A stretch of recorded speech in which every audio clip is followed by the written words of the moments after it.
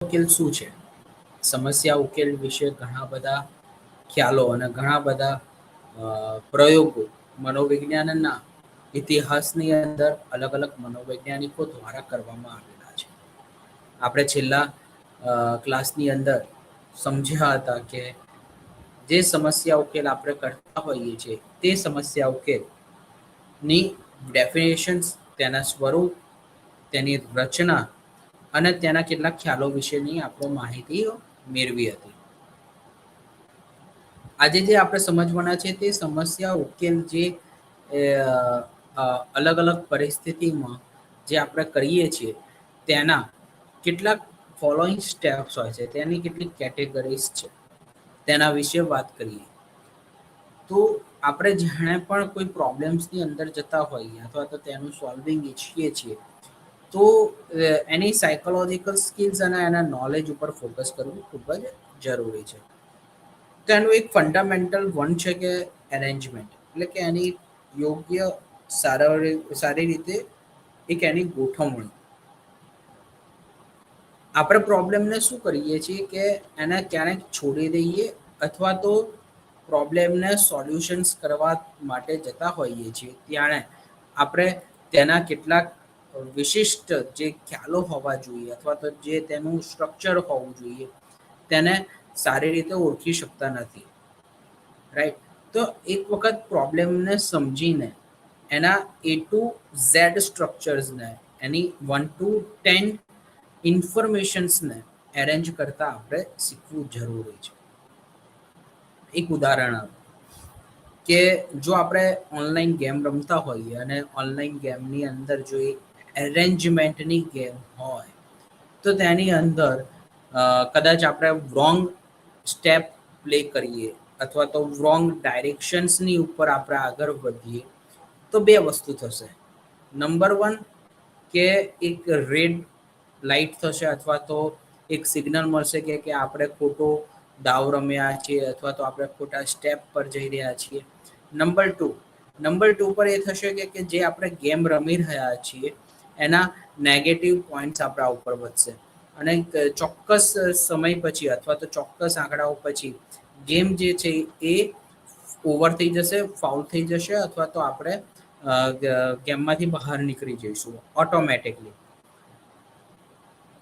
કહેવાનો મતલબ એ છે કે જેને એની યોગ્ય રીતે ગોઠવણી નથી ત્યારે આપણે તે પઝલ્સનું સોલ્વિંગ નથી કરી શકતા, તે પઝલ્સની અંદરથી આપણે બહાર નથી નીકળી શકતા. જ્યારે આપણે એનું એક સ્ટ્રક્ચર બેઝ અરેન્જમેન્ટ કરી લઈએ છીએ અને એ પઝલ્સના, એ ગેમના નિયમો પ્રમાણે આપણે રમીએ છીએ તો ચોક્કસ રીતે આપણે તે સમસ્યાને નો ઉકેલ મેળવી લઈએ છીએ અને ગેમની અંદર આપણે જીત હાસિલ કરતા હોઈએ છીએ. તો હું અહીંયા આગળ એ જ કહેવા માંગુ છું, સિદ્ધાંતો સાયકોલોજીકલ સ્કિલ્સની અંદર એ જ કહેવા માંગે છે કે ગોઠવણી યોગ્ય પ્રકારે કરતા શીખો. ઘણી બધી વખત આપણે જાણે સમસ્યાને ઓળખીએ છીએ અથવા તો સમસ્યા વિશે જાણકારી પ્રાપ્ત કરીએ છીએ તેવા સમયની અંદર જે પ્રોબ્લેમ્સ હોય એનું જે સોલ્યુશન હોય એને એરેન્જમેન્ટ પ્રમાણે કરો અને એને એરેન્જમેન્ટ કર્યા પછી તેને ઓળખીને તેનું આઈડેન્ટિફિકેશન્સ કરીને પ્રોબ્લેમનું સોલ્વિંગ લાવવા માટે કેટલીક જે પણ એક્શન કરવી પડતી હોય અથવા તો જે પણ આપણે સ્ટેપ્સ કરવા પડતા હોય તેના ઉપર આપણે ધ્યાન આપવું ચોક્કસ જરૂરી છે. ત્યારબાદ જરૂરી છે એક સ્ટ્રક્ચર્સ.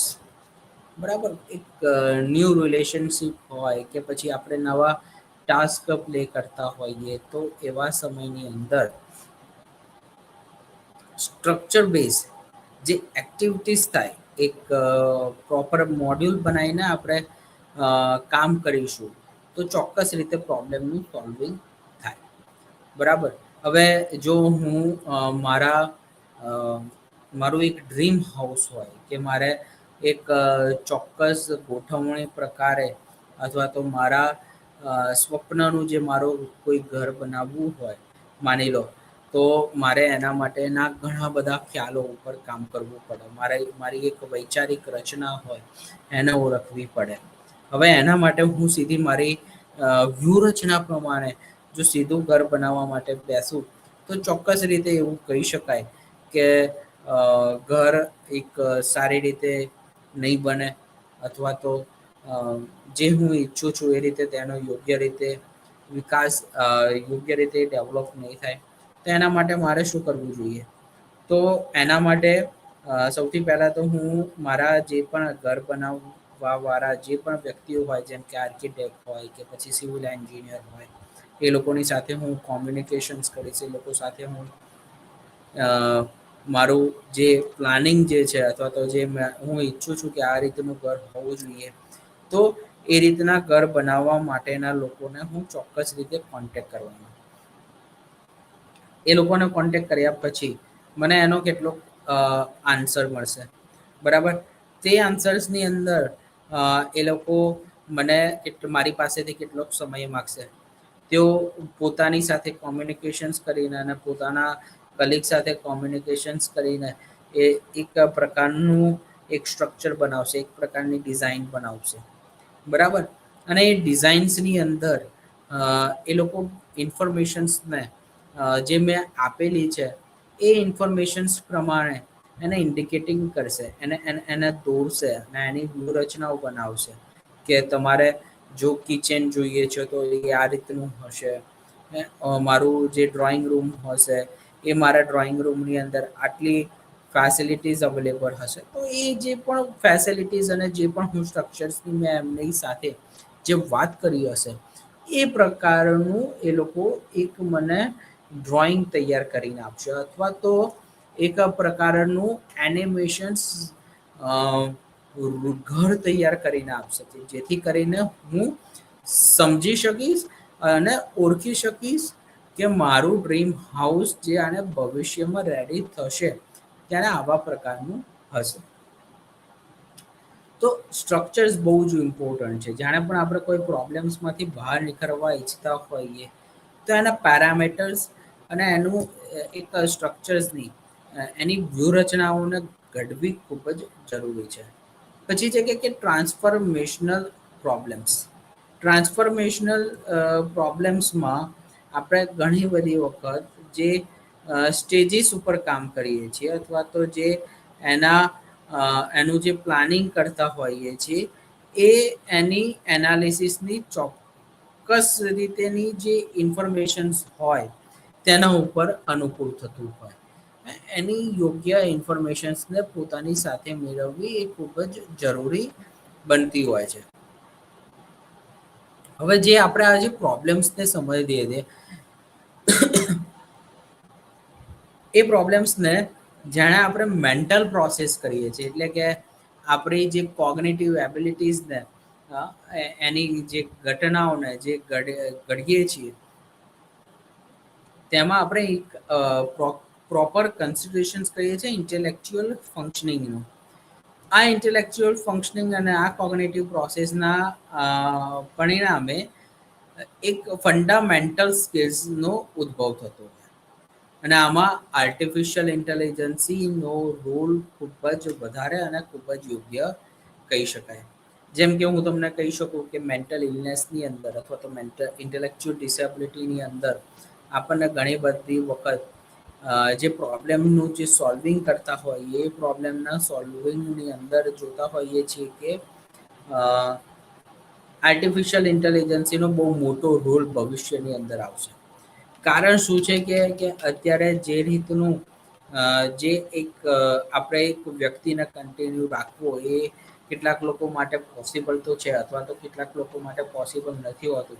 પરંતુ જ્યારે કોઈ એક કેરટેકરને રાખવામાં આવે છે તો એ લાંબો સમય સુધી તેની સાથે ટકતા નથી. 1 વર્ષ 2 વર્ષ પછી એ શું કહેવાય કે એ વ્યક્તિ જે કેરટેકર હોય એને એ કાં તો પર્સનને છોડી દે છે, અથવા તો એ લોકો કોઈ જોબ ચેન્જીસ કરી દે છે, અથવા તો જે કંપની હોય એ કંપની બંધ થઈ જતી હોય છે.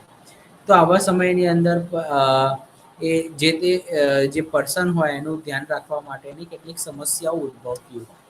તો આવા સમયની અંદર જ્યારે આપણે કોઈ પ્રોબ્લેમનું સોલ્વિંગ કરતા હોય અથવા તો એનું ઈચ્છતા હોઈએ તેવા સમયમાં આપણને આ બધા જે પેરામીટર્સ છે, જે આર્ટિફિશિયલ ઇન્ટેલિજન્સીના દ્વારા તૈયાર થયેલા જે રોબોટ હશે એ હેલ્પ કરશે. અને એ લાંબો સમય સુધી વ્યક્તિ જોડે રહેશે અને વ્યક્તિનું કેર કરશે. અને વ્યક્તિનું જાતે જ જે એની જે સમસ્યા છે એને સોલ્વિંગ કરવા માટે આર્ટિફિશિયલ ઇન્ટેલિજન્સનો એક મોટો એક ફાળો આપણે એવું ચોક્કસ રીતે કહી શકીએ. હવે જ્યાં આપણે પ્રોબ્લેમ સોલ્વિંગ કરતા હોઈએ ત્યાં એક નોર્મલ પ્રોબ્લેમ સોલ્વિંગ થતું હોય અને એના સિવાય એક થતું હોય કે ક્રિએટિવ પ્રોબ્લેમ સોલ્વિંગ. પ્રોબ્લેમ સોલ્વિંગની અંદર ના કેટલાક સ્ટેપ્સ છે કે જેમ કે ગ્રુપ પ્રોબ્લેમ સોલ્વિંગ હોય, પછી એક મેનેજમેન્ટ પ્રોબ્લેમ સોલ્વિંગ થતું હોય, પછી એના પછી છે કે પ્રોબ્લેમ સોલ્વિંગની એક્ટિવિટીઝ થાય અને પ્રોબ્લેમ સોલ્વિંગની સ્કિલ્સ ડેવલપ થાય. ક્રિએટિવ પ્રોબ્લેમ સોલ્વિંગ આનાથી તરત જ અલગ છે, જેમાં આપણે પ્રોબ્લેમ સોલ્વિંગના ડિફરન્ટ એપ્રોચીસને આઈડેન્ટિફાઈ કરીશું, એને ઓળખીશું. એને ઓળખ્યા બાદ આપણે એના એલિમેન્ટરી એટલે કે જે એના તબક્કાઓ છે એના ઉપર કામ કરીશું અને પ્રોબ્લેમ સોલ્વિંગની વર્કશીટ સારી રીતે તૈયાર થશે. અત્યારે ન્યૂ સાયકોલોજીનો જે ટ્રેન્ડ જે છે, ન્યૂ સાયકોલોજીની અલગ અલગ ટેકનિક્સની અંદર આપણને ન્યૂ હવે વર્કશીટ તૈયાર થતી હોય છે અને આ વર્કશીટની મદદથી આપણે ચોક્કસ રીતે પ્રોબ્લેમનું સોલ્વિંગ લાવી શકીએ એમ હોઈએ છીએ. પછી એના પ્લાન્સ પર ડેવલપ થતા હોય છે. તો આ બધા પ્રોબ્લેમના આધારે આપણે ચોક્કસ રીતે એવું કહી શકીએ કે આપણે ચોક્કસ રીતે પ્રોબ્લેમનું જો એક એનાલિસિસ કરીએ અથવા તો એની એક યોગ્ય રીતે માહિતી મેળવીએ તો દરેક પ્રોબ્લેમનું નિરાકરણ આપણે મેળવી શકતા હોઈએ છીએ અને આ નિરાકરણની મદદથી કોઈ પણ સમસ્યાનું સમાધાન આપણી પાસે આવશે. હવે જો આ જે એપ્રોચીસ જેની વાત કરીએ છીએ અથવા તો જે અલગ અલગ એપ્રોચીસ આપણે જેના યુઝ કરવાના હોય પ્રોબ્લેમ સોલ્વિંગની થિયરીઝના રિલેટેડ, તો અલગ અલગ થિયરીઝ અવેલેબલ છે, અલગ અલગ એપ્રોચીસ અવેલેબલ છે.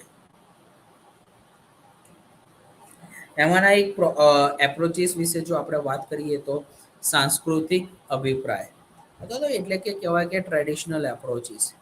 હવે આપણે સૌ જાણીએ છીએ કે આપણે એક એવા સમાજની અંદર રહીએ છીએ કે જે ટ્રેડિશનલ અથવા તો તેની વ્યૂહરચનાના આધાર પર ઘડાયેલો છે અને તેના પોતાના એક આગવા હ્યુમન વેલ્યુઝ છે, મોરલ વેલ્યુઝ છે અને કલ્ચરલ અને ઇથિકલ પ્રોટોકોલ છે, એવું આપણે ચોક્કસ રીતે માનીએ છીએ.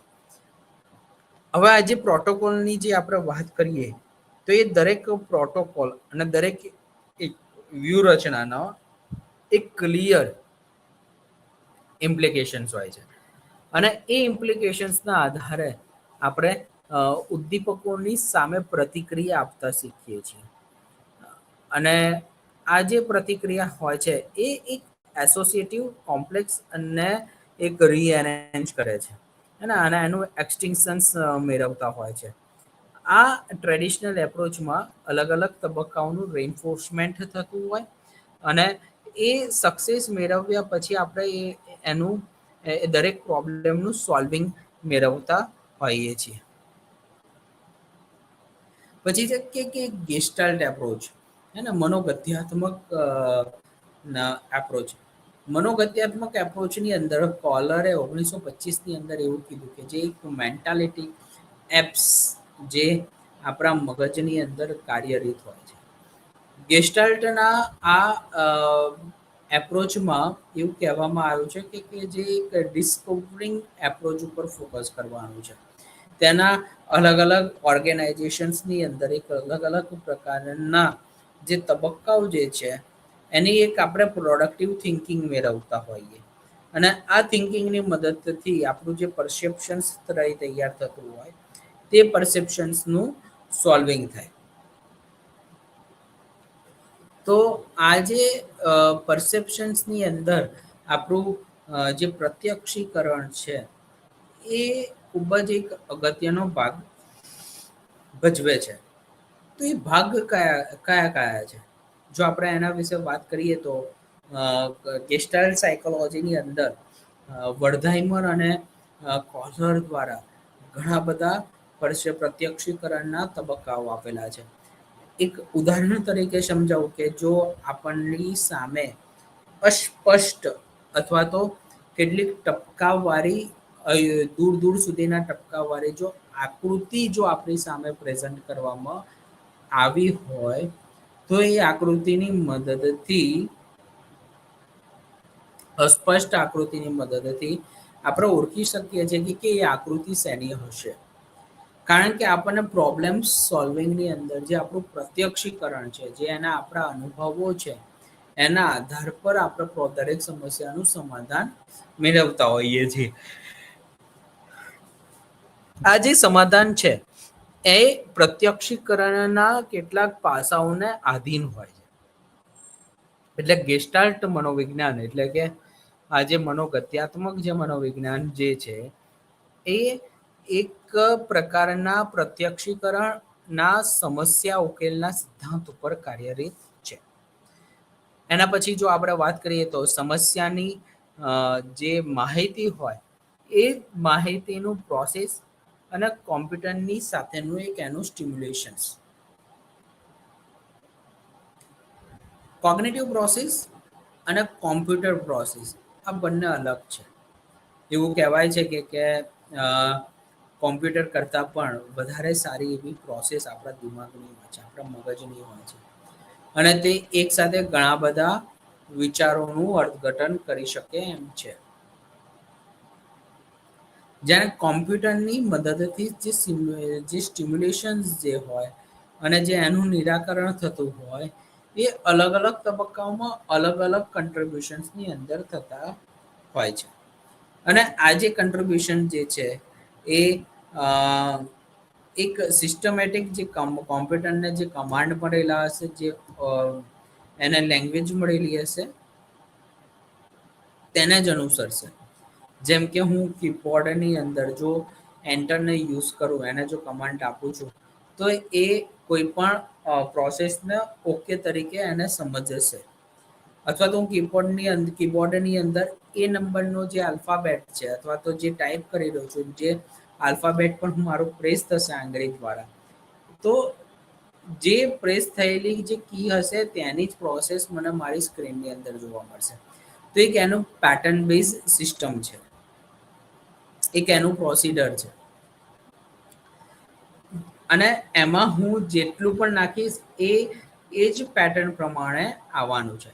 જ્યારે કોગ્નિટિવ પ્રોસેસની અંદર શું છે કે જેમાં મેમરીનો બહુ જ મોટો રોલ છે,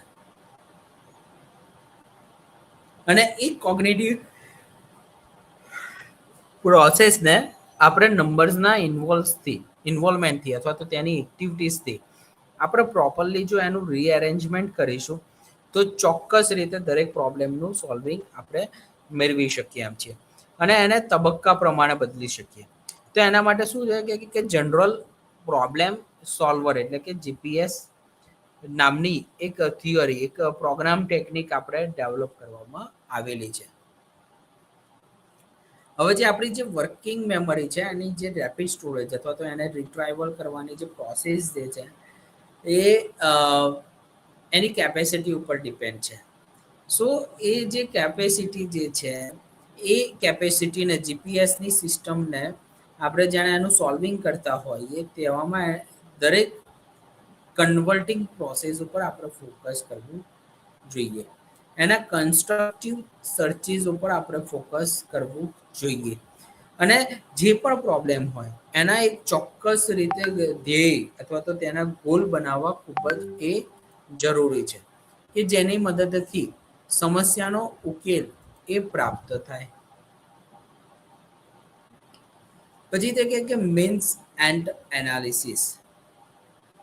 હવે જે મીન્સ એન્ડ એનાલિસિસ શું છે કે જે છેલ્લી શ્રેણીની અંદર, જે છેલ્લા તબક્કાઓની અંદર જે આપણે પ્રોબ્લેમ સોલ્વિંગ કરવાનું છે અથવા તો તેનું સમાધાન મેળવવાનું છે તેની ઉપર આપણે કામ કરવાનું આવે. તો આપણે હંમેશા શું કરીએ કે જ્યારે આપણે કોઈ તબક્કાની અંદર તેનું સમાધાન કરતા હોઈએ ને તો સીધા આપણે અત્યારની રિસર્ચિસ પ્રમાણે, અત્યારના સંશોધનો એવું કહે છે કે સીધા એન્ડ મુવમેન્ટને ચેક કરો, અથવા તો જે જ્યાંથી આપણે અટકી પડ્યા છે તે જ જગ્યા પર આપણે કામ કરવું એ હિતાવહ છે. જે કરંટ જે પ્રોબ્લેમ છે એમાં એક ધ્યેય નક્કી કરો, એને બહુ જ અલગ તરીકે જોવાનું છે, અને એને નવા ધ્યેયો બનાવીને એના પ્રોબ્લેમના સોલ્વિંગ ઉપર આપણે ફોકસ કરવાનું છે. તબક્કાઓ ઇન્ક્રીઝ અને ડિક્રીઝ સાથે સંકળાયેલા છે અને આ તબક્કાઓનું એક યોગ્ય રીતે આપણે નિરાકરણ મેળવી શકીએ છીએ. પ્રોબ્લેમનું સોલ્વિંગ જે હોય એના જે તબક્કાઓ જે છે એ એથી ડીની અંદર ડિવાઈડ થયેલા છે. જેમ કે જે નવું જે પ્રોબ્લેમ છે એને રિપ્રેઝન્ટ કરો. એ નવા પ્રોબ્લેમની અંદર જો સોલ્યુશન નથી આવતું તો એને વિઝ્યુઅલી ડિટરમાઇન કરો અથવા તો એક નવા ગોલ સાથે એને આગળ વધારો અને એક સિસ્ટમેટિક ટેકનિક સાથે પ્રોબ્લેમનું સોલ્વિંગ કરો. દરેક સમસ્યા ઉકેલમાં આપણને એક જો જ્યારે આપણે પ્રોબ્લેમ સોલ્વિંગ વિશે વાત કરીએ છીએ ત્યારે આપણે કોફકાનો અને કોલરનો ચિમ્પાન્ઝીનો જે પ્રયોગ જે છે એને આપણે ખૂબ જ સારી રીતે યાદ રાખવું જરૂરી છે. જો કોલર દ્વારા શરૂઆતના સમયમાં જે ચિમ્પાન્ઝીનો જે પ્રયોગ કરાવવામાં આવ્યો એ ખૂબ જ રસપ્રદ અને સૌથી વધારે વિશ્વ વિખ્યાત થયેલો આ પ્રયોગ છે, જેમાં નિર્દેશિત કરવામાં આવ્યું છે કે જે કોલરે એક ચિમ્પાન્ઝીને એક પિંજરાની અંદર પૂર્યો. ચિમ્પાન્ઝીને ચોક્કસ સમય પછી કેટલાક સમય પછી એને ભૂખ લાગી, તો હવે એને ખાવા માટે આમ તેમ ફાંફા મારવાના શરૂ કર્યા. એટલે આમ તેમ એને જોવા માંડ્યું કે એને ખાવા માટેના જે સોર્સિસ કંઈક મળે છે કે નહીં.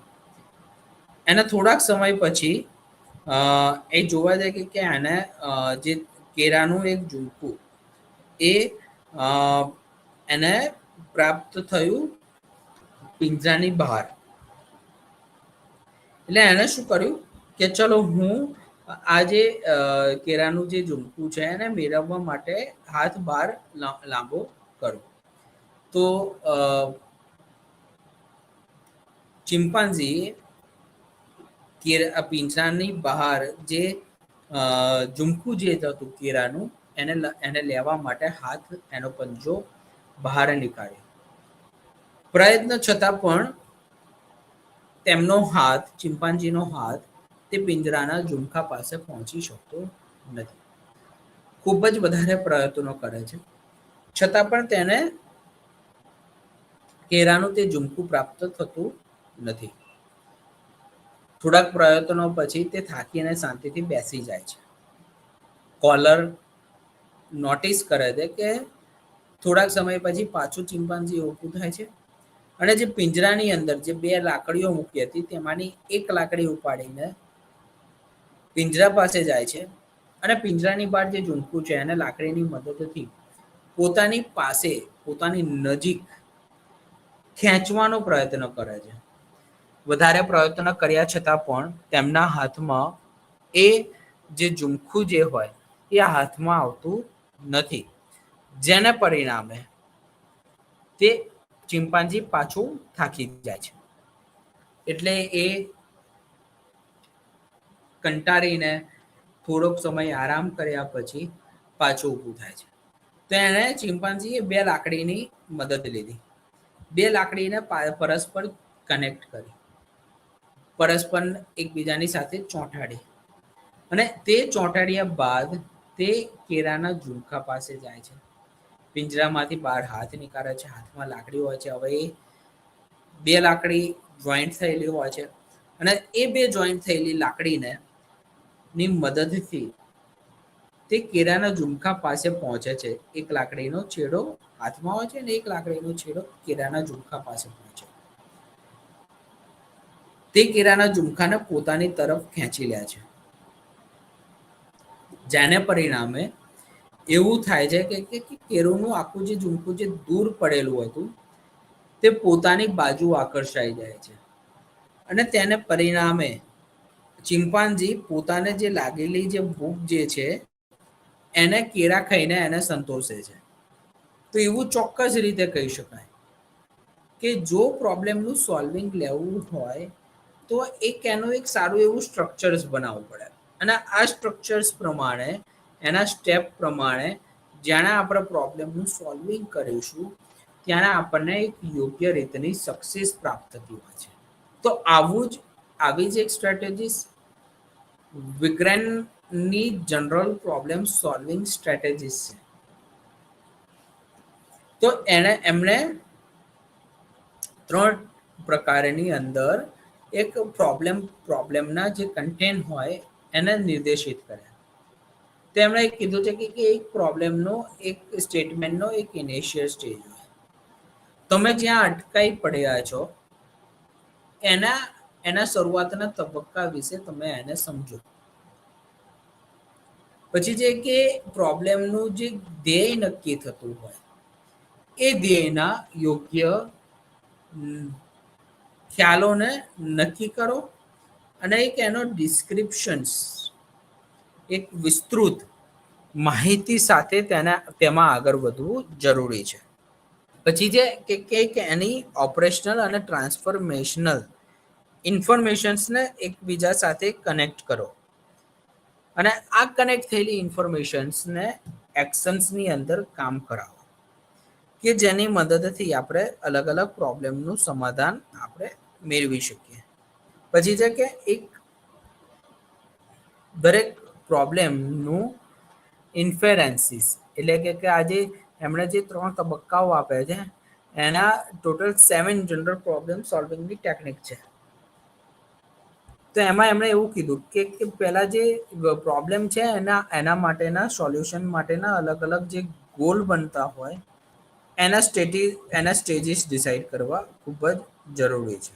આ જે પ્રોબ્લેમના જે સ્ટેજીસ ડિસાઇડ થાય પછી એનું ક્લાસિફિકેશન્સ અને એની એક્શનની સિક્વન્સીસને બનાવવી પડે અને આ કન્સિક્વન્સીસની ઓર્ગેનાઇઝેશનની પોસિબિલિટીઝ અને એના સિક્વન્સીસને એક કમાન્ડ આપીને તૈયાર કરવું જરૂરી બનતું હોય.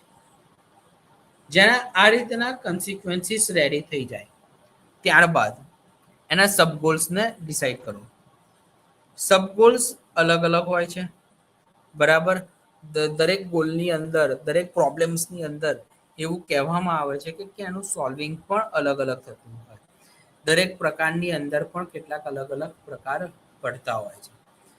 તે પ્રકારના આધારે તેના કોર્ડિનેશન્સના આધારે એની કન્ડિશન્સ ડિસાઇડ કરવી એ ખૂબ જ જરૂરી છે અને એનું ઇલિમિનેટિંગ પર બી ફોકસ કરવું ખૂબ જ જરૂરી છે. જેને આપણને કોઈ પ્રોબ્લેમનું એક યોગ્ય રીતે સમાધાન ન મળે તો પછી એના વર્કિંગની પ્રોસેસમાં બેકવર્ડ સ્ટ્રેટેજીસને યુઝ કરવી જરૂરી છે.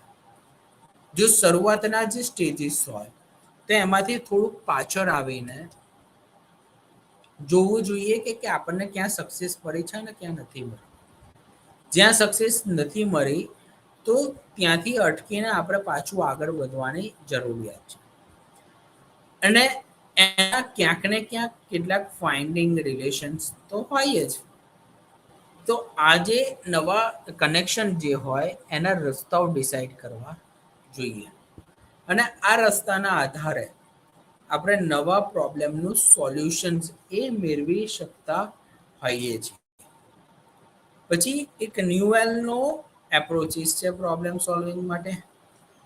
ન્યુએલ પોતાના પ્રોબ્લેમ સોલ્વિંગની અલગ અલગ સ્ટ્રેટેજીસ માટે અલગ અલગ ખ્યાલોને રજૂ કરે છે.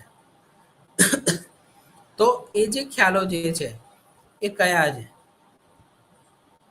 તો ન્યુએલ અને Simon's basic ideas characteristics human problem solving બિહેવિયરમાં એવું કહે છે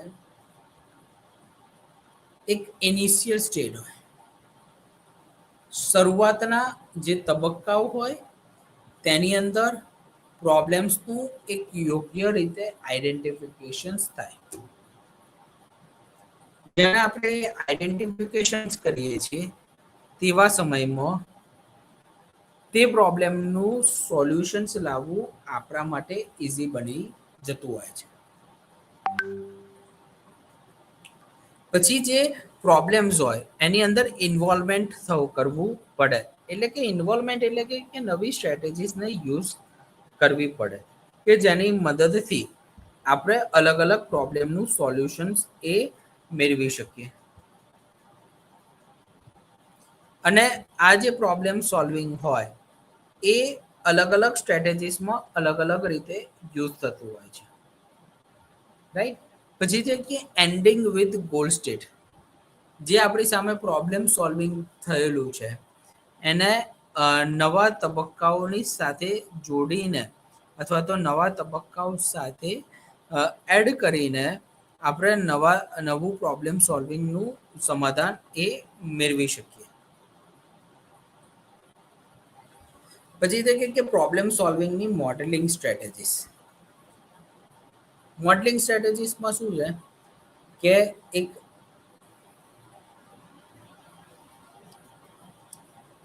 આપણને બધાને ખબર છે કે મોડેલિંગની અંદર એવું કહેવામાં આવ્યું છે કે આપણે કોઈકના બિહેવિયરને જોઈને સમજીને નવા પ્રોબ્લેમનું અથવા તો જે આપણે પ્રોબ્લેમની અંદર ભરાયેલા છીએ અથવા તો જેનો સામનો કરી રહ્યા છીએ તેનું સમાધાન આપણે મેળવતા હોઈએ છીએ. અને દરેક પ્રોબ્લેમનું સમાધાન એ અલગ અલગ પરિસ્થિતિમાં અલગ અલગ હોય છે. તો આજે મોડલિંગની સ્ટ્રેટેજીસમાં એના જે ડોમેન જે હોય એના ઉપર આપણે ફોકસ કરીએ અને જેને અલગ અલગ પ્રોબ્લેમ્સનું જેને આપણે કેસનું સ્પેસિફિક નોલેજ અને એની ટેકનિકની મદદથી આપણે ચોક્કસ રીતે પ્રોબ્લેમનું સમાધાન એ મેળવી શકીએ. પ્રોબ્લેમ સોલ્વિંગ એ ક્રિએશન્સના કેસ મોડેલ ઉપર સાથે સંકળાયેલું છે અને એ સોલ્વિંગ એ એડિશનલી અને રેશનલી સાથે કનેક્ટેડ થતું. મોડેલ જે છે એની કોમ્પિટિશન્સ થિયરી થ્રુ એની એક સ્પેસિફિક કંટ્રોલ સાથે એની એક્શન થતી હોય. તો એના માટે શું જરૂરી છે કે કેસનું એક સ્પેસિફિક નોલેજ હોવું જરૂરી છે.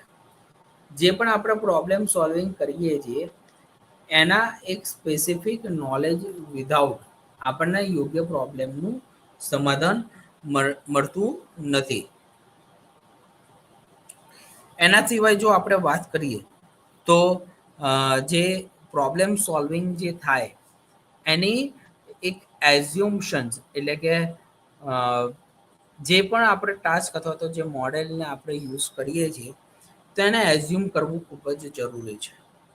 હે ને આપણા without analysis rational analysis without આપણને એનું સમાધાન મળતું નથી.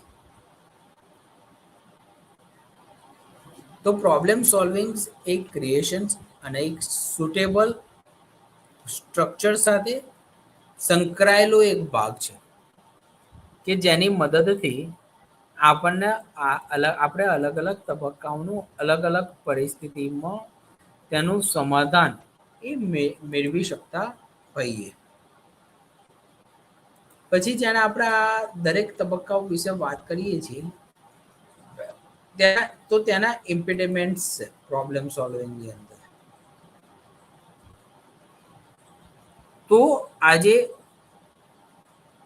પ્રોબ્લેમ સોલ્વિંગની જે ન્યૂ ટેકનિક્સ છે જે ન્યૂ મેથડ જે છે હવે આપણે એના વિશે વાત કરીશું. આ બધી જે અત્યારે આપણે જે મેથડ વિશે વાત કરી એ કેટલીક જૂના પ્રકારની મેથડ તરીકે આપણે ઓળખી શકીએ. તો અધર મેથડ કઈ કઈ છે તો આઇન્સ્ટેલના દ્વારા એક ટેન્ડન્સી પ્રોબ્લેમ સોલ્વિંગની યુઝ કરવામાં આવી કે જેમાં પ્રોબ્લેમ સોલ્વિંગના ડિફરન્ટ એંગલ તરફથી આપણે અલગ અલગ પ્રોબ્લેમનું સમાધાન મેળવીએ છીએ અને તે રિપીટિંગ પ્રોબ્લેમ્સ દ્વારા તેનું સમાધાન આવે છે. A into B into C એક એની ટેકનિક છે. તો ટાઇપિકલ જે પ્રોસેસ છે સોલ્વિંગ ધ પ્રોબ્લેમમાં શું હોય કે think through the solutions process in considerable details. જે પણ પ્રોબ્લેમ્સ છે એની એક ઊંડી માહિતી આપણી પાસે હોવી જોઈએ એટલે જાણે પણ આપણી પાસે કોઈ વ્યક્તિ આવે ને, આપણને પૂછતું હોય કે સર મારે જો આ જે પ્રોબ્લેમ હોય અથવા તો હું જે સ્ટ્રક્ચર બનાવવા ઈચ્છું છું, તો એનું એક પ્રોસેસ કઈ રીતે કરવું જોઈએ અથવા તો તેના વિશે મને એક ડિટેલમાં માહિતી આપો. એટલે જે હું ઘર બનાવવા ઈચ્છું છું તે ઘરને આ લોકો એકદમ વિસ્તૃત માહિતી રીતે રહેશે કે કયા પ્રકારના ટાઇલ્સ હોવા જોઈએ, કયા પ્રકારનો કલર હોવો જોઈએ, કેવા પ્રકારનું ઘરની અંદરનું વાતાવરણ હોવું જોઈએ, ભૌતિક વસ્તુઓનું એરેન્જમેન્ટ કઈ રીતે થાય.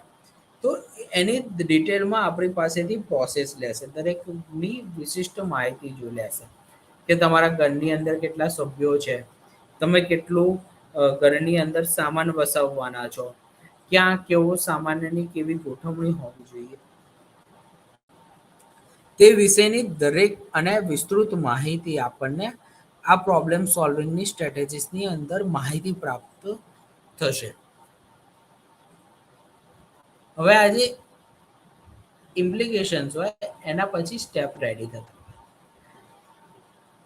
આ જે પ્રોબ્લેમ સોલ્વિંગની જે સ્ટેપ જે હોય તેમાં ઘણા સ્ટેપ ઇન્ક્લુડ થતા હોય છે, જે એક્સપ્લિસિટ મેમરીની અંદરથી આપણને પ્રાપ્ત થતા હોય.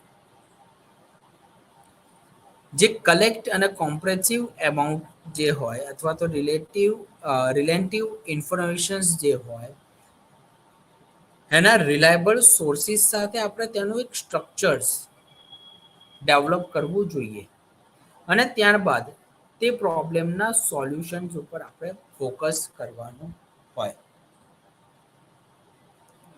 ત્યારે આપણને એક ચોક્કસ પ્રોબ્લેમનું એ સમાધાન એ પ્રાપ્ત થતું હોય. જેણે આપણે તે પ્રોબ્લેમના સમાધાન તરફ હોઈએ ત્યારે આપણે તેના જે પ્લાન હોય તેનું અવલોકન કરવું જોઈએ, તેને રિફાઈન કરવું જોઈએ અને તેને રિસ્ટ્રક્ચર બેઝ કરવું જોઈએ કે જેથી કરીને આપણને તે પ્રોબ્લેમનું સમાધાન આપણને પ્રાપ્ત થાય. જાણે પણ આપણે કેટલાક પ્રોબ્લેમમાંથી બહાર ન આવી શકીએ તેવા સમયમાં પ્રોબ્લેમના સોલ્વિંગ માટે એક્સટેન્સિવલી કન્સલ્ટ કરવું જોઈએ અને તે કન્સલ્ટ કર્યા પછી તેના પ્લાન અને તેના સ્ટ્રક્ચર્સ અને તેની કન્ડિશન વિશેનું એક સુપરવાઇઝિંગ, એક અર્થઘટન બેઝ એનાલિસિસ એ કરવું ખૂબ જ જરૂરી છે. ઘણી બધી વખત શું થતું હોય છે કે લોકો ઓર્ડર તો આપી દે અથવા તો લોકો કામ તો કરી લે, પરંતુ તે કાર્યનું જે ચોક્કસ રીતે ફોલોઅપ જે થવું જોઈએ તે ફોલોઅપ આપણને જોવા મળતું નથી. જેના કારણે આજે દરેક પ્રકારના જે પ્રોબ્લેમ હોય તેનો યોગ્ય ઉકેલ આવતો નથી. તો તેના માટે ફોલોઅપ એ ખૂબ જ જરૂરી છે. અને જે પ્લાન આપણે ડિસાઈડ કરેલા છે, જે નિર્ધારિત કરેલા છે, તે પ્લાનની વ્યૂહરચનાઓની વિશેની માહિતી આપણે કન્ટિન્યુ લેવી એ યોગ્ય સાબિત થાય. હવે જે પ્રોબ્લેમ જે છે એના કેટલાક ઇમ્પિડિમેન્ટ્સ છે. હવે શું કરવું જોઈએ જ્યાં આપણે કોમ્પ્લેક્સ પ્રોસેસ હોય અથવા તો કોમ્પ્લેક્સ રિક્વાયર્ડ હોય સ્કિલ્સ, ત્યારે એના એવા સમયની અંદર કેવા ખ્યાલોની સાથે આગળ વધવું જોઈએ, કઈ રીતનું એનાલિસિસ હોવું જોઈએ, ક્રિએટિવ થિંકિંગ કેવું હોવું જોઈએ. તો એક છે કે મેથોડોલોજીકલની અંદર કે બહુ સિદ્ધાંતવાદી ન બનવું જોઈએ. બહુ જ ટેકનિકને ફોલો કરવા માટે કે એક યોગ્ય વ્યૂહરચના બનાવીને તેનું એમ્પ્લિકેશન્સ હોવું જોઈએ. બહુ વધારે પડતી મેથોડોલોજીકલ સિસ્ટમના કારણે આપણને તેના યોગ્ય ઉકેલ આવતા અથવા તો તેના જોવા મળતા નથી. પછી જેટલું બને એટલું પ્રોબ્લેમને લઈને કમિટમેન્ટ ઓછા કરવા જોઈએ.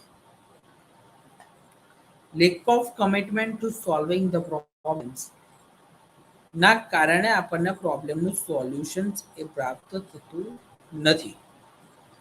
પછી મિસ ઇન્ટરપ્રિટેશન્સ હોય પ્રોબ્લેમનું, તો તેના કારણે પણ પ્રોબ્લેમનું યોગ્ય સમાધાન આપણને પ્રાપ્ત થતું નથી. જે પ્રોબ્લેમ્સ આપણે ફેસ કરી રહ્યા છીએ તે પ્રોબ્લેમની જે આપણી પાસે ટેકનિક આપણે જેને શોધીને રાખી દે, તે દરેક પ્રોબ્લેમ અને તેની ટેકનિકમાં તેનું જે સમાધાન માટે જે ન્યૂ ઇન્ફોર્મેશન્સ લેવાની હોય અથવા તો ન્યૂ નોલેજ આપણે એક્વાયર કરવાનું હોય, તે નોલેજ આપણી પાસે ન હોવાના કારણે પણ આપણે કોઈ પણ પ્રકારના પ્રોબ્લેમનું સમાધાન પ્રાપ્ત કરી શકીએ નહીં. એ જ રીતે જો આપણે વાત કરીએ તો using a method and appropriately particular problem, હવે જે સમાધાન જે આપણે પ્રોબ્લેમનું મેળવવાનું છે એ પ્રોબ્લેમની અંદર આપણે જૂની જૂની પદ્ધતિઓ અથવા તો બીજી કોઈ ટેકનિકને તેના સોલ્વિંગ માટે વાપરીશું તો પછી આપણને યોગ્ય નિરાકરણ નહીં પ્રાપ્ત થાય, અથવા તો જે આપણે પ્રોબ્લેમનું સમાધાન કરવા માટે ઈચ્છીએ છીએ તો તે પ્રાપ્ત નહીં થઈ થાય. તો એના માટે જરૂરી છે કે જે આપણે ટેકનિક જે બનાવેલી હોય અથવા તો જે પર્ટિક્યુલર જે પ્રોબ્લેમ હોય એની મેથડ ઇનએપ્રોપ્રિએટ ના હોય તેનું આપણે ખાસ ધ્યાન રાખવું જોઈએ. પછી તે કે જે ઇન્ફોર્મેશન્સ છે એ ઇનએક્યુરેટ ના હોવી જોઈએ. અત્યારે જે આને આપણે અલગ અલગ પ્રોબ્લેમ્સ અથવા તો અલગ અલગ સમાધાન વિશે માહિતી પ્રાપ્ત કરીએ છીએ તો તેમાં ઇનએપ્રોપ્રિએટ માહિતી હશે અથવા તો ઇનસફિશિયન્ટ ઇન્ફોર્મેશન હશે તો કોઈ આપણને મદદ કરવા માટે પણ રેડી થતું નથી. તેવા સમયમાં આપણે જરૂરી છે કે આપણે જે પણ પ્રોબ્લેમમાં ફસાયા હોય તેની બીજાને એક યોગ્ય ઊંડાણપૂર્વક માહિતી આપીએ અને તેનું સમાધાન પ્રાપ્ત કરીએ. આપણી પાસે યોગ્ય રીતે એનાલિસિસ કરવાની, એનું પૃથ્થકરણ કરવાની અને એક નવા આઈડિયાઓને અથવા તો નવા વિચારોની સર્જન કરવાની જો આપણામાં ક્ષમતા ના હોય તો ચોક્કસ રીતે આપણે કોઈ પણ સમસ્યામાંથી બહાર આવી શકીએ નહીં.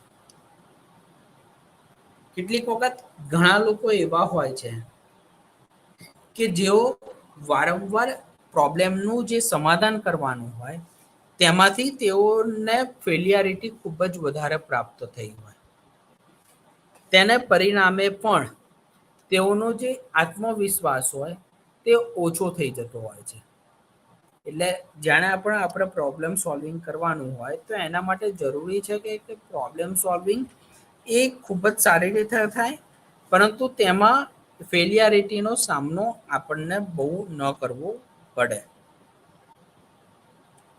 શું જાણે પણ આપણે સમસ્યા ઉકેલ કરતા હોઈએ તો તેવા સમયમાં જે પણ પ્રોબ્લેમ્સ હોય તેનું જે તબક્કા આપણને નિર્દેશિત કરવામાં આવ્યા છે તે રીતના તબક્કાઓને ફોલો કરવા એ ખૂબ જ જરૂરી છે. પ્રોબ્લેમ સોલ્વિંગ માટેના કેટલાક જે પ્રોડક્ટિવ અને ઇમ્પેડિમેન્ટ્સ જે હોય એના વિશે વાત કરીએ. A clear description of the scope of the problem વિશે જો વાત કરીએ તો દરેક વ્યક્તિ ક્યાંક ને ક્યાંક કુટુંબમાં, જોબમાં, મેરેજ ફંક્શનમાં, સ્કૂલ પરફોર્મન્સની અંદર ખૂબ જ વધારે પ્રમાણમાં બિઝી હોય છે. તો આ જે બિઝી પ્રોબ્લેમ્સમાં જેને આપણે એનું સોલ્વિંગ કરતા હોઈએ અથવા તો તેના સ્ટ્રક્ચર્સ ઉપર ફોકસ કરતા હોઈએ તો આપણને સમાધાન પ્રાપ્ત થતું નથી. કારણ કે મલ્ટિપલ પ્રોબ્લેમ્સનું મલ્ટિપલ સોલ્યુશન્સ એ આપણને જોવા મળતા હોય. જેને આપણે બ્રેઇનસ્ટોર્મ સોલ્યુશન્સ ની ઉપર જેને સમસ્યા ઉકેલને એનાલાઇઝ કરીશું અને એના કન્સિક્વન્સીસ ઉપર ફોકસ કરીશું તો ચોક્કસ રીતે તેનું સમાધાન આપણને પ્રાપ્ત થશે. જેને આપણે સિસ્ટમ અને રેન્કિંગ બેઝ સોલ્યુશન્સ ડેવલપ કરતા હોઈએ ત્યારે આપણને ડિસિઝન મેકિંગ સિસ્ટમેટિક પ્રોબ્લેમ્સ આપણે તેનું નિરાકરણ મેળવી શકતા નથી. તો બ્રેઇનસ્ટોર્મની મદદથી આપણે તેનો કન્સિક્વન્સીસનું આઈડેન્ટિફિકેશન્સ પ્રાપ્ત થાય.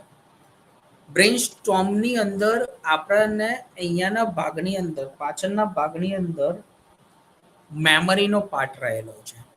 તો આ જે મેમરીનો જે પાર્ટ જે છે એ આપણી જે જૂની સ્મૃતિ છે એને આગળના ભાગમાં એટલે કે વર્તમાન સમયની અંદર લાવશે અને આપણું મગજ અહીંયાથી તેને અલગ અલગ પાર્ટમાં પૃથ્થકરણ અથવા તો તેનું વિસ્તૃત એનાલિસિસ કરતું.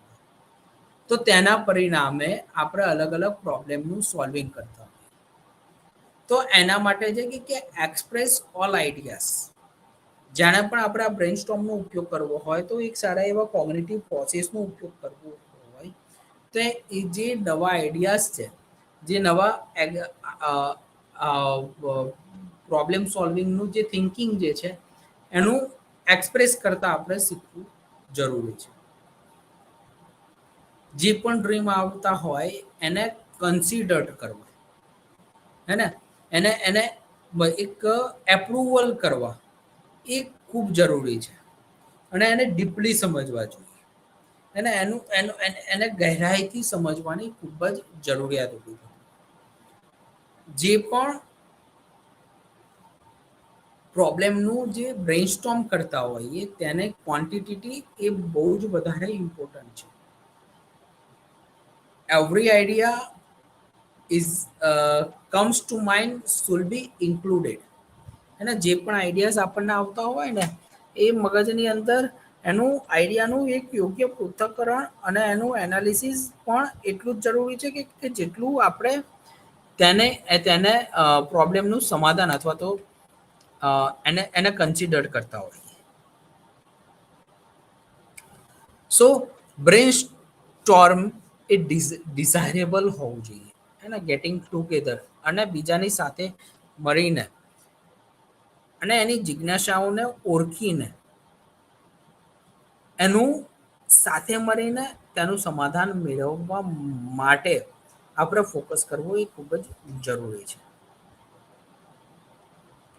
ત્યારબાદ જો આપણે વાત કરીએ તો જે આપણે પ્રોબ્લેમ સોલ્વિંગનું જે સમાધાન મેળવવા માટે જે બ્રેઇન સ્ટોર્મિંગ કરતા હોઈએ એમાં પોતાના વ્યક્તિએ દરેકે અલગ અલગ પ્રકારના પ્રશ્નો પોતાને ચોક્કસ રીતે પૂછવા જોઈએ. બરાબર? તો એ પ્રોબ્લેમ સોલ્વિંગ ત્યારે જ પોસિબલ થાય કે જ્યારે આપણે અલગ અલગ પ્રકારના પ્રશ્નો પોતાની જાત સાથે પૂછીએ. જેમાં આપણે એવું કહી શકીએ કે જે પ્રોબ્લેમ છે એનું પ્રોક્રાસ્ટિનિંગ ક્યાંથી થયું છે, હે ને, એનો ઉદ્ભવ ક્યાંથી થયો છે.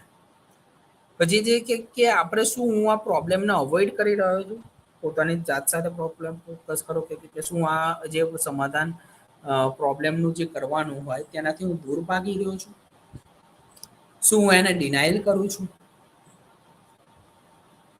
શું એને હું બ્લોક કરી રહ્યો છું પ્રોબ્લેમ્સને બહાર નીકળવા માટે, અથવા તો જે હું જે આપણી પ્રોબ્લેમ સોલ્વિંગ કરવાની જે એક મેજિકલ અને એક જે ફેન્ટેસી હોય તેમાંથી હું આપણે બહાર નીકળવા માટે કયા કયા રસ્તાઓ હોય એને હું શોધી નથી રહ્યો. તો આવા પ્રકારના સવાલોથી આપણે ચોક્કસ રીતે પ્રોબ્લેમનું એક યથાર્થ રીતે પૃથ્થકરણ મેળવી શકીએ.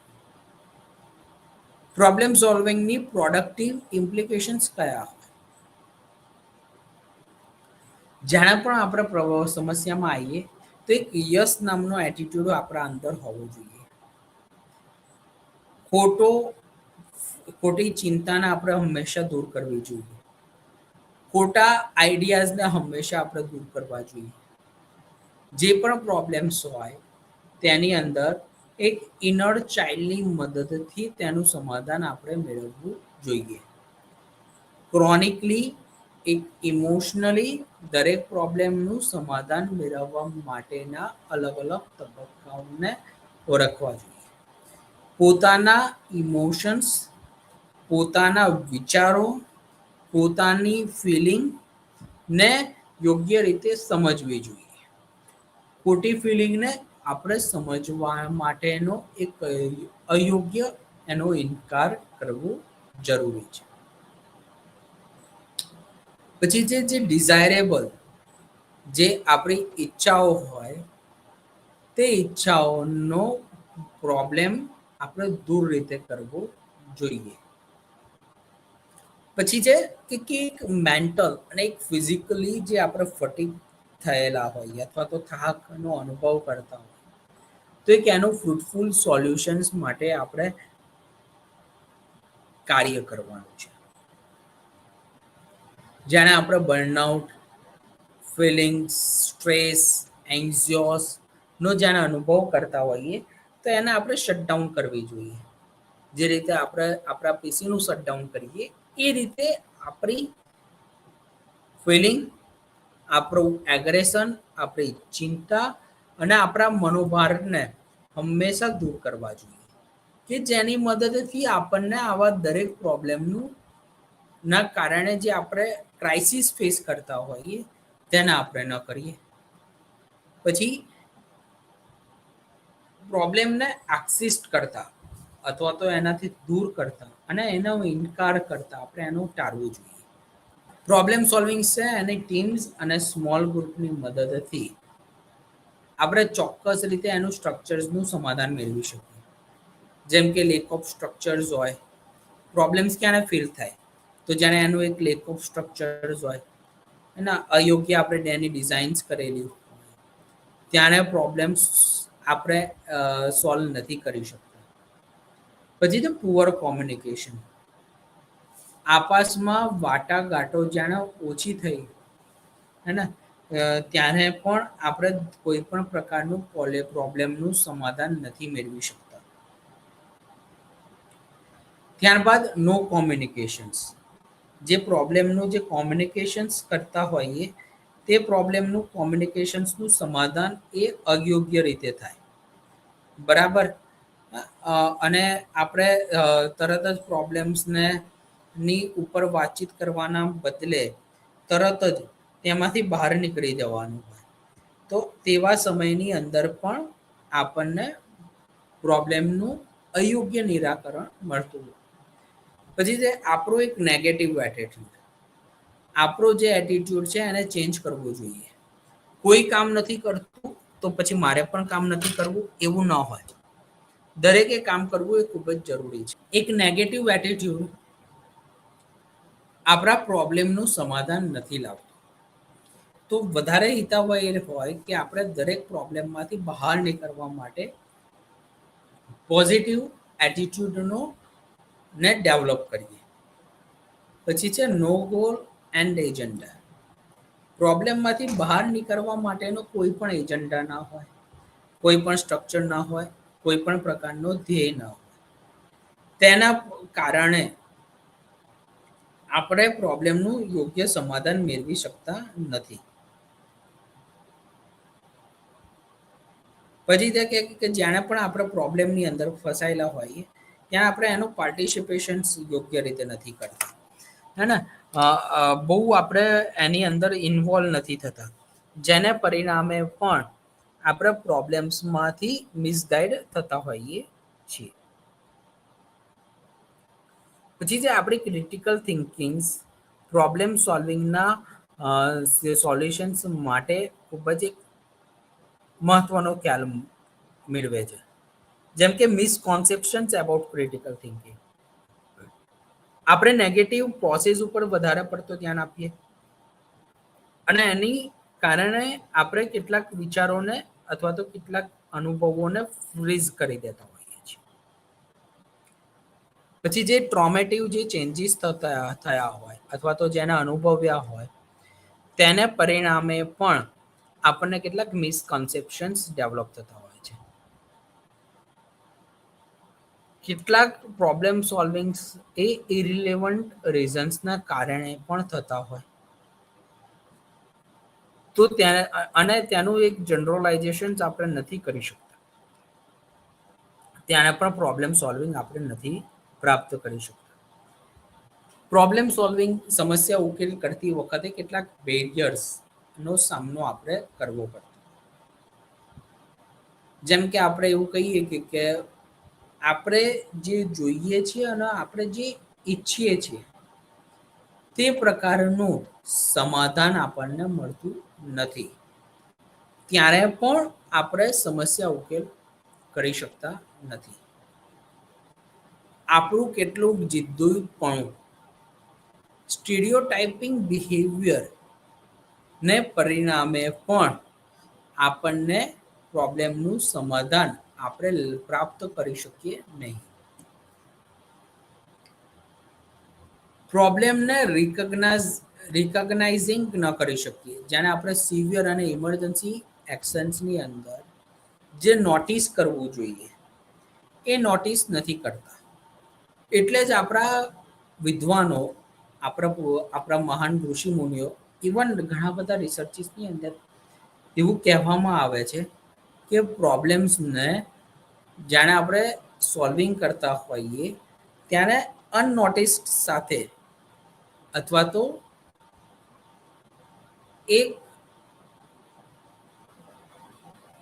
કામડાઉન થઈને દરેક પ્રોબ્લેમનું સમાધાન કરવું જોઈએ. પછી તે કે જાણે આપણે અલગ અલગ પરસેપ્શન્સ પર ફોકસ કરીએ ત્યારે તેને અલગ અલગ રીતે નિહાળવું જોઈએ. પછી ઇમોશનલી આપણે બ્લોક થતા હોઈએ, જેમાં આપણામાં પેશન્સ ના હોય અને ધીરજ યોગ્ય પ્રકારની નથી હોતી, તેના પરિણામે પણ આપણને સમસ્યા ઉકેલ યોગ્ય રીતે આપણે કરી શકતા નથી. આપણે એન્ઝાયટીને અવોઇડ કરતા હોઈએ, બરાબર. એન્ઝાયટી પર આપણે યોગ્ય રીતનું ધ્યાન ન આપતા હોઈએ ત્યારે પણ આપણને આવા પ્રકારની સમસ્યાઓનો સામનો કરવો પડતો હોય. પછી જે રિસ્ક લેવાના હોય, બરાબર, એવા સમયની અંદર પણ આપણને કેટલોક સમસ્યા ઉકેલ આપણે યોગ્ય પ્રકારનો નથી કરી શકતા. આપણે ચેલેન્જીસ જે લેવાની હોય એના સમસ્યાનો પડકાર આપણે યોગ્ય રીતે ન લઈ શકીએ ત્યારે પણ આપણે યોગ્ય પ્રકારનું સમાધાન પ્રોબ્લેમમાંથી ન લઈ શકીએ. સો આવા મલ્ટિપલ ઇસ્યુઝના કારણે આપણે કોઈ પણ પ્રકારનું સમાધાન મેળવી શકતા નથી. તો સમસ્યાની ઉકેલની જે થિયરીની વિશે જે આપણે વાત કરી છે એ થિયરીને વિશિષ્ટ રીતે આપણે સમજવાની છે અને તે સમજ્યા બાદ આપણે પ્રોબ્લેમનું એ સમાધાન લાવવાનું છે. તો જ આપણે દરેક પ્રોબ્લેમનું સમાધાન એ મેળવી શકીએ અને તેનું નિરાકરણ લાવી શકીએ. તો આ રીતે બોધાત્મક સાયકોલોજીનો એક આંતર પરિપ્રેક્ષ્ય અને એક વિશિષ્ટ ખ્યાલ એ આવનારા સમયમાં રહેલો છે. કોગ્નિટિવ સાયકોલોજી અને આર્ટિફિશિયલ ઇન્ટેલિજન્સીનો ભવિષ્યમાં એક ખૂબ જ મોટી જરૂરિયાત ઊભી થશે એવું આપણે માનીએ છીએ અને એવું આપણે કહી શકીએ એમ છે.